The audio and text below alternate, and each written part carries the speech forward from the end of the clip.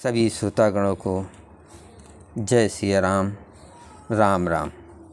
श्री रामचरितमानस सुंदरकांड दोहा number 22 अवश्य श्रवण करें।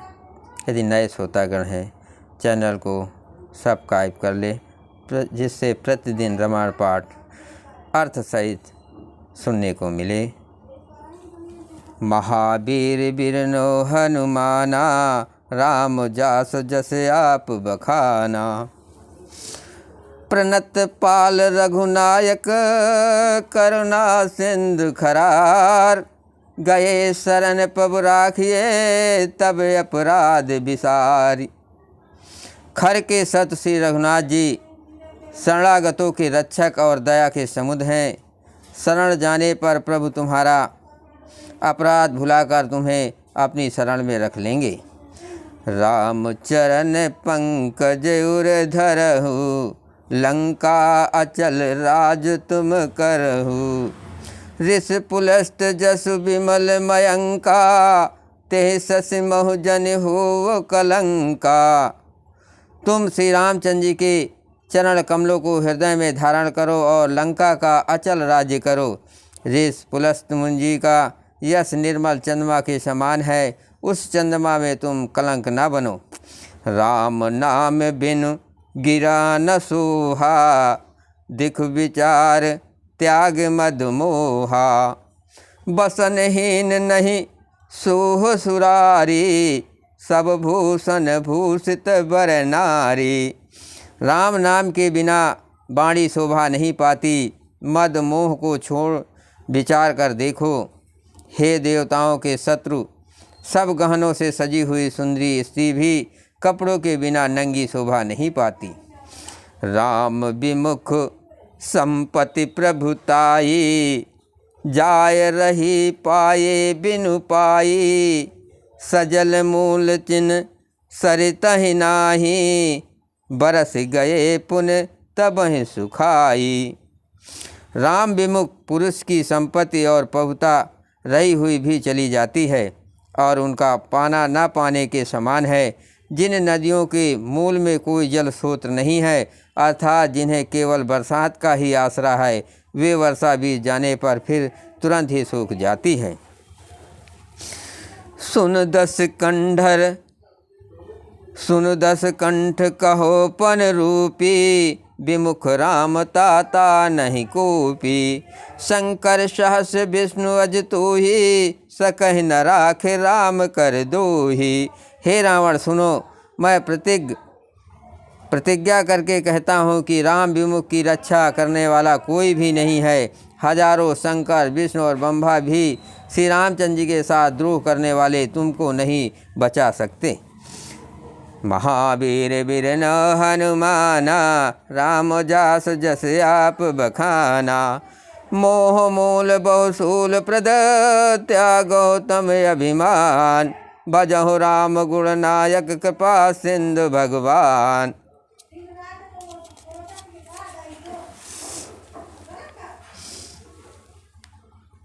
मोह ही जिसका मूल है, ऐसे अज्ञान जनित बहुत पीड़ा देने वाले तम रूप अभिमानक त्याग कर दो और रघुकुल के स्वामी कृपा के समुद्र भगवान श्री रामचंद्र जी का भजन करो।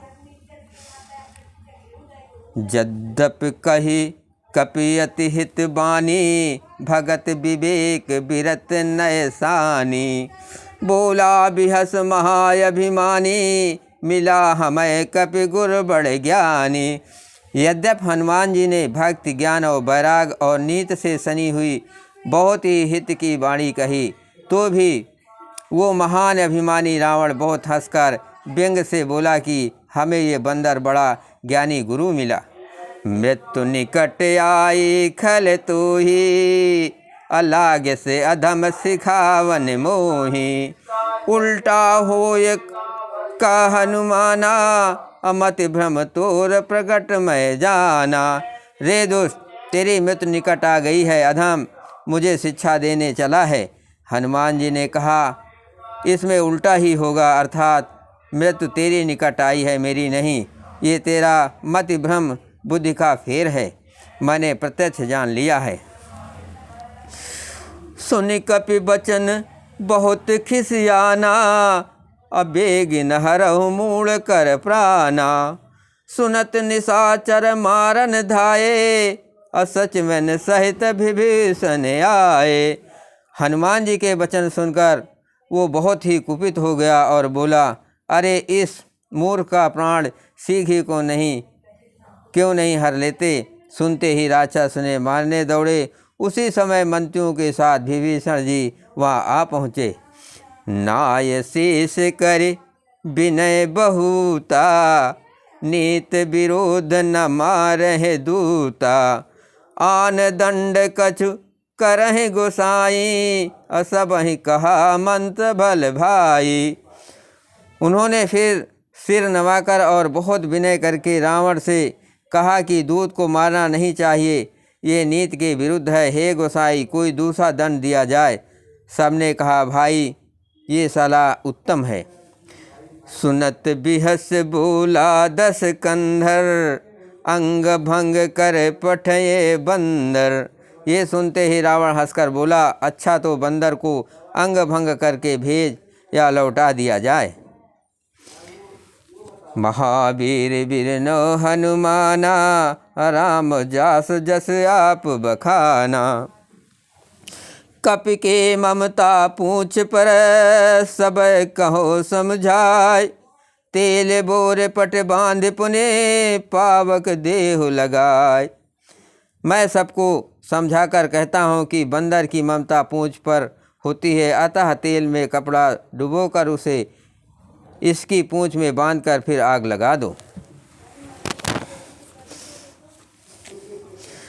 पूंछहीन बानर तह जाए, तब सठ निज नाथ लय आए। जिनके कीनिस बहुत बड़ाई, देखो मैं तिनकै प्रभुताई। जब बिना पूंछ का ये बंदर वहाँ अपने स्वामी के पास जाएगा, तब ये मूर्ख अपने मालिक को साथ ले आएगा, जिनकी इसने बहुत बड़ाई की है। मैं जरा उनकी प्रभुता सामर्थ्य तो देखूं। बचन सुनत कपि मन मुस्काना, भय सहाय सारद मैं जाना। जातु धान सुन रावण बचना, लागे रचय मूढ़ सोई रचना। ये वचन सुनते ही हनुमान जी मन में मुस्कुराए और मन ही मन बोले कि मैं जान गया, सरस्वती जी इसे ऐसी बुद्धि देने में सहायक हुई। रावण के वचन सुनकर मूर्ख राक्षस पूंछ में आग लगाने की तैयारी करने लगे। रहा न नगर बसन घृत तेला, बाढ़ी पूंछ कीन कपि खेला। कौतुक कहाए पुरवासी, मारहि चरण कहे बहुहासी। पूंछ के लपेटने में इतना कपड़ा और घी तेल लगा कि नगर में कपड़ा, घी और तेल नहीं रह गया। हनुमान जी ने ऐसा खेल किया कि पूंछ बढ़ गई, लंबी हो गई। नगरवासी लोग तमाशा देखने आए। वे हनुमान जी को पैर से ठोकर मारते हैं और उनकी बहुत हंसी करते हैं। बाजहि ढोल देह सब तारी, नगर फेर पुनि पूछ प्रजारी। पावक जरत देख हनुमंता, भयो परम लघु रूप तुरंता। ढोल बजते हैं, सब लोग तालियां पीटते हैं। हनुमान जी को नगर में फिराकर फिर पूंछ में आग लगा दी। अग्नि को जलते हुए देखकर हनुमान जी तुरंत ही बहुत छोटे रूप में हो गए। निबुक चढ़ो कपि कनक अटारी, भय भीत निश्चर नारी। बंधन से निकलकर वे सोने की अटारियों पर जा चढ़े। उनको देखकर राक्षसों की स्त्रियां भयभीत हो गई। जय सिया राम।